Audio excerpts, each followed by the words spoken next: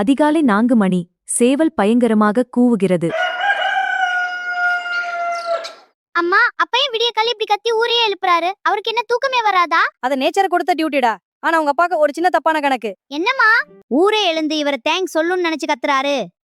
ஆனா அந்த வீட்ல இருக்கிறவன் எந்த நேரத்துல இவன் கத்துவானோ?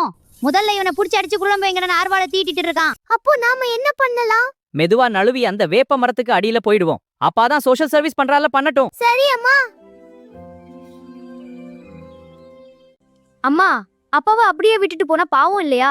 யாராவது புடிச்சிட்டு போயிட்டா என்ன பண்றது? கவலைப்படாதடா, உங்க அப்பா சாதாரண ஆள் இல்ல. கத்துற வரைக்கும் தான் அலாரம். யாராவது பிடிக்க வந்தா அவன் கையில் சிக்காம பிளேட் ஓட்டுறதுல நம்ம ஊருக்கு இவர் தான் பைலட். அப்படியாமா? ஆமாடா.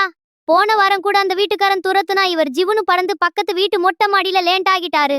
அன்னைக்கு நைட்டு அந்த மனுஷன் வெறும் ரசத்தை ஊத்தி சாப்பிட்டு தூங்குனான் பாரு.